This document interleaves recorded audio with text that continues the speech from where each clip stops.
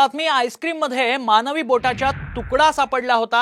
हे प्रकरण आपल्या सर्वांनाच माहिती, त्याचा डीएनए अहवाल आता मॅच झालाय। अतिशय धक्कादायक असा प्रकार म्हणावा लागला।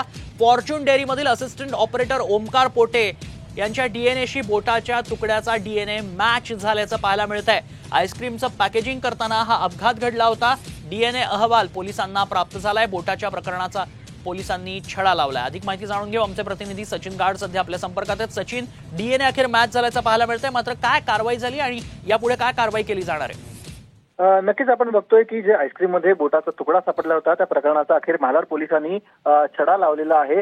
ज्या कर्मचाऱ्याचा बोटाचा तुकडा पोलिसांना प्राप्त झाला होता त्याचा आणि कर्मचाऱ्याचा पोलिसांनी शोध लावलेला आहे। फॉर्च्यून डेअरी मधील असिस्टंट ऑपरेटर ओमकार पोटे याच्या डीएनएशी या बोटाचा तुकडाचा डीएनए मॅच झालेला आहे। आता पोलिसांना हा डीएनए अहवाल प्राप्त झाला असून आता पुढील कारवाई पोलीस काय करतात कंपनीवर तसेच कर्मचाऱ्यावरती, कारण बोटाचा तुकडा किंवा अपघात झाल्यानंतर कर्मचाऱ्याने कंपनीला कळवलं होतं आणि त्यानंतर कंपनीने ती बॅच तपासली होती का, या सगळ्याचा आता मालाड पोलिसांनी तपास सुरू केलाय। नक्कीच धन्यवाद सचिन, आपण दिलेल्या सविस्तर माहितीसाठी।